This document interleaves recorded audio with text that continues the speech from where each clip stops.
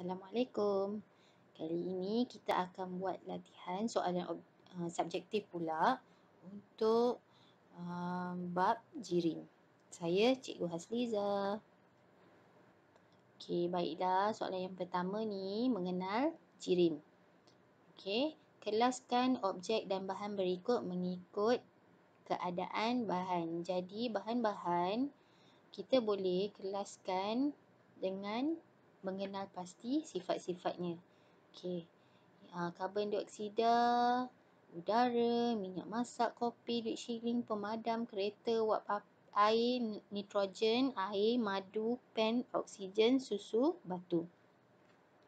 Jadi pepejal terdiri daripada duit shilling, pemadam, pen, batu, kereta. Cecair pula wap air, kopi, madu, susu, minyak masak. Gas adalah karbon dioksida, nitrogen, wap air, udara dan oksigen. Okey. Tandakan right pada sifat bahan dan pangkah bagi bahan yang tiada sifat tersebut. Okey. Jirim bahan manakah yang mempunyai jisim?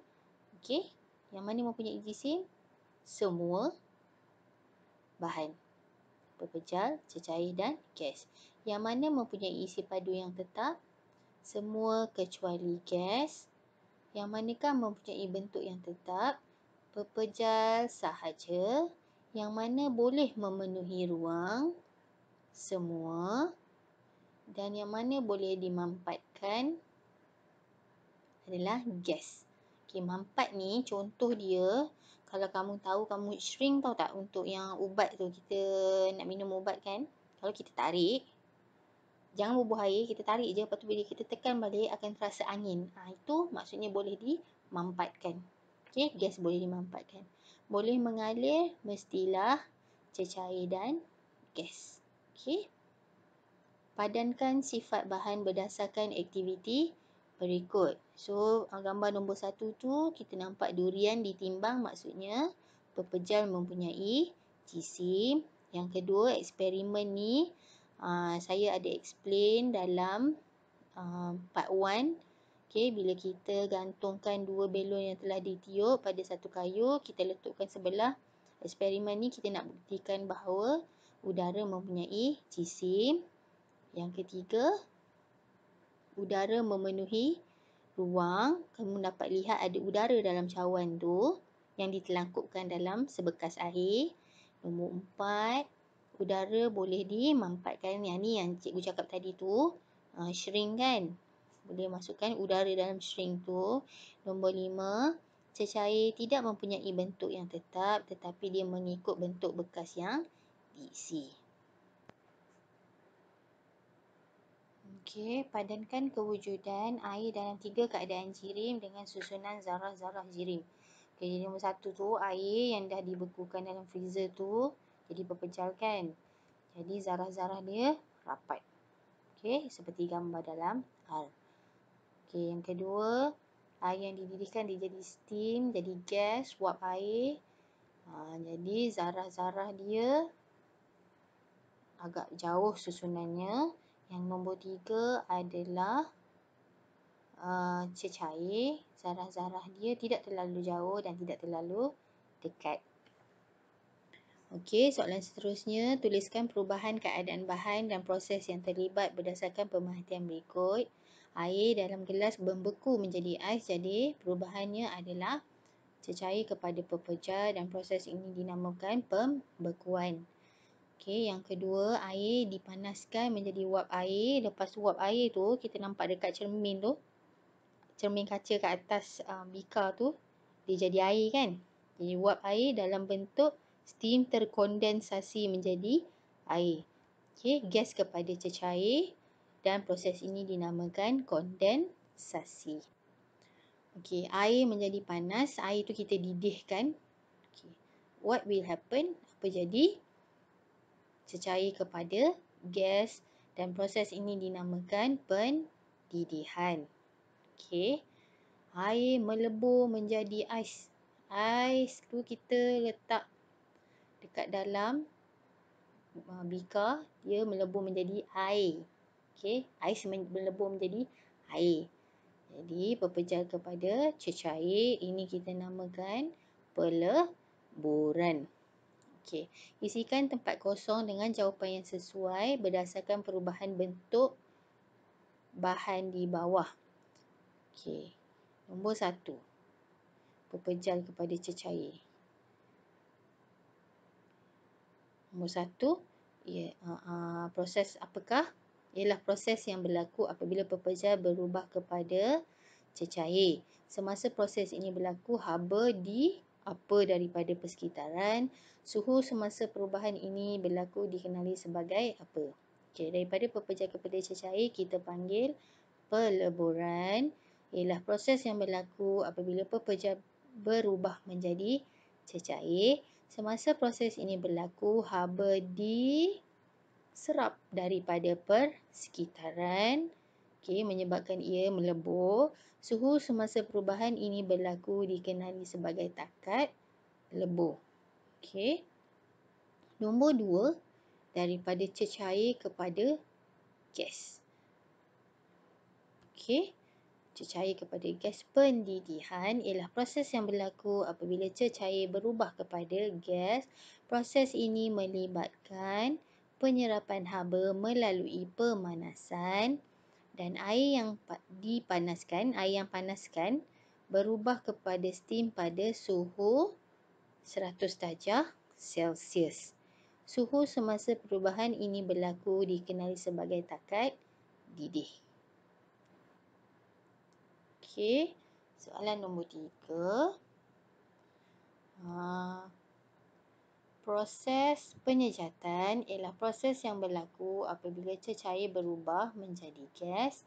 Semasa proses ini berlaku, haba diserap daripada persekitaran. Proses ini berlaku pada sebarang suhu dan hanya berlaku di permukaan cecair. Proses ini dipengaruhi oleh 3 faktor iaitu suhu persekitaran, luas permukaan, air yang terdedah dan juga pergerakan udara iaitu angin. Proses ini melibatkan gas berubah kepada cecair apabila bahan kehilangan haba. Menjadi sejuk. Perubahan keadaan bahan ini disebut kondensasi. Proses ini berlaku apabila wap air yang panas bersentuhan dengan permukaan yang sejuk. Jadi apabila wap air yang panas bersentuh dengan permukaan yang sejuk akan menyebabkan gas menjadi cecair disebabkan kehilangan haba. Proses ini dinamakan kondensasi. Kondensasi ni, soalan ni sangat popular, selalu ditanya. Nombor 5 pula. Pembekuan ialah proses yang berlaku apabila cecair berubah menjadi pepejal. Semasa proses ini berlaku, haba dibebaskan ke persekitaran. Suhu bahan semasa perubahan ini berlaku ialah 0 darjah Celsius. Beku, kita bekukan menjadikan dia keras daripada cecair menjadi pepejal. Rajah bawah ni menunjukkan kitaran air semula jadi. Kitaran air, ingat dia bermula daripada mana? Matahari akan penyejatan nombor 1 tu. Penyejatan, matahari akan menyejat air daripada sungai, laut, daripada tanah naik ke atas. Akan membentuk titisan air yang kecil dekat menjadikan dia awan. So titisan air tu bila jadi berat, dia akan membentuk titisan air yang besar menjadi awan, akan menyebabkan hujan turun. Hujan, bila dah berat hujan turun, dia akan bagi air kepada tanah di bawah lah, pokok semua. Jadi yang nombor 1 tu adalah laut. Nombor 2 adalah proses penyejatan. Nombor 3 menjadi wap air. Nombor 4 adalah proses kondensasi. Nombor 5 awan. Proses kondensasi akan menyebabkan wap air tu menjadi air, jadi hujan lah. Nombor 6 adalah hujan. Kamu kena hafal kitaran air semula jadi ni bermula daripada penyejatan oleh matahari daripada air di laut, sungai dan tanah. Okey. Okey. Tandakan right pada pernyataan yang menunjukkan kepentingan kitaran air. Okey. Dalam part 1 tu cikgu ada terangkan ada 3 kepentingan kitaran air semula jadi. Nombor 1, kitaran air penting untuk mengekalkan kuantiti air di bumi sepanjang masa. Betul. Nombor 2, kitaran air penting untuk meningkatkan suhu bumi. Tidak. Okey. Malahan kitaran air semula jadi adalah untuk menyeimbangkan suhu bumi ataupun merendahkan, tak bagi panas sangat kan. Kitaran air penting untuk membekalkan air kepada makhluk asing. Kita bukan makhluk asing, kita adalah hidupan di bumi. Salah juga. Kitaran air penting untuk membekalkan air kepada hidupan untuk terus hidup. Betul. Dan kitaran air penting untuk memastikan bekalan sumber air bersih yang berterusan di bumi. Betul. Jadi soalan seterusnya, tandakan right pada sumber-sumber air semula jadi di bumi yang berikut. Sungai betul, tangki kumbahan salah, laut betul, salji betul, hujan betul, kolam pun ya, minyak tidak, perigi ya.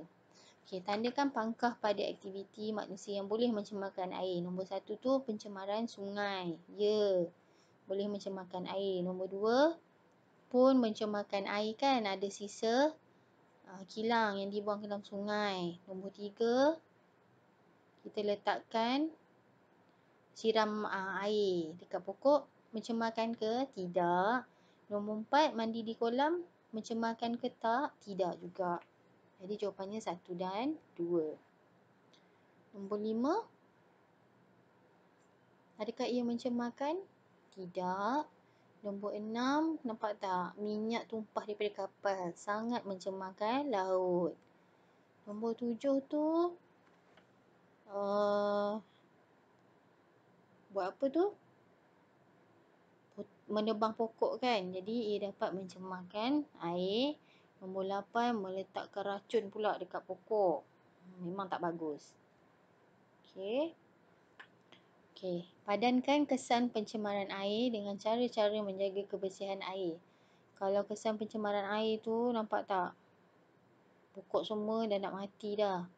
Pergi tebang pula. Tak elok kan? Jadi cara mengatasi adalah kawal penebangan hutan agar tiada hakisan.